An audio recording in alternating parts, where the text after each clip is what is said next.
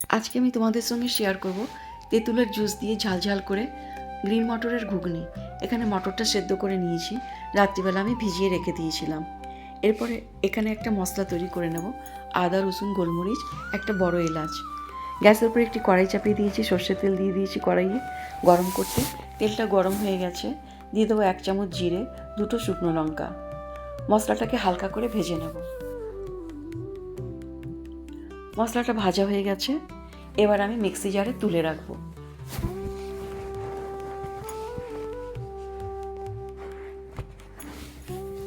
এবার সব কিছু গ্রাইন্ড করে নেব। এই কড়াইতেই আমি সর্ষের তেল দিয়ে একটা ফোড়ন দেব, জিরে, তেজপাতা, কিছু গোটা গরম মশলা। ফোড়নটা ভাজা হয়ে গেলে 2টো পেঁয়াজ কেটে রেখেছিলাম, সেটা আমি ঢেলে দেব। পেঁয়াজটাকে রং আসা পর্যন্ত ভেজে নেব।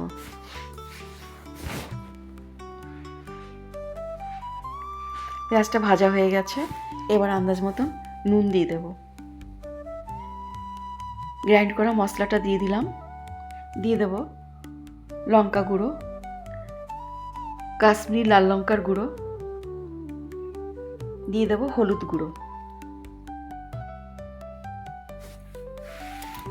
এবার মশলাটাকে খুব ভালো করে নাড়াচাড়া করে নেব। এখানে আমি 2টো আলু বয়েল করে রেখে দিয়েছিলাম। এবার আমি আলুটাকে বড় বড় টুকরো করে ম্যাশ করে নিয়ে মশলাটা ভাজা হয়ে গেলে ঢেলে দেব।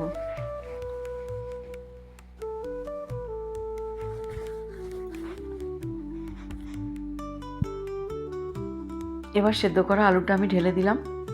মশলার সঙ্গে 2 মিনিট আমি খুব ভালো করে আলুটাকে ভেজে নেব।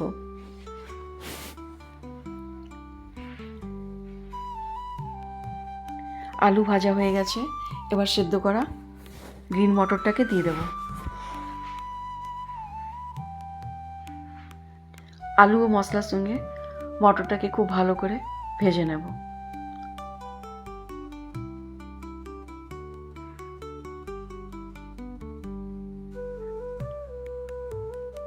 মশলার সঙ্গে আলু মটর কষানো হয়ে গেছে।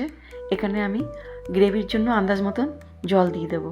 যেহেতু এখানে আলু ও মটর দুটোই সেদ্ধ করা আছে, এই জন্য রান্না করতে খুব বেশি সময় লাগবে না। 10 মিনিট আমি ফুটিয়ে নেব। এখানেই আবার দিয়ে দেব আমি তেঁতুলের জুস। তেঁতুলটাকে আমি ভিজিয়ে রেখেছিলাম, এবার ছাঁকনির সাহায্যে তেঁতুলের জুসটাকে দিয়ে দেব।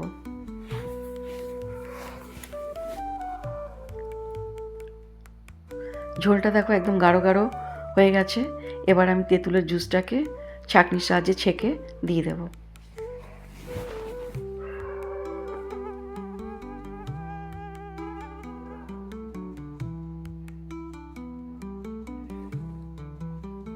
গ্রিন মটরের ঘুগনি হয়ে গেছে।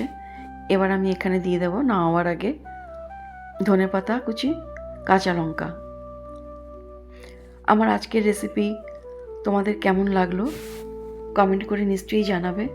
যদি ভালো লেগে থাকে লাইক করে দিও।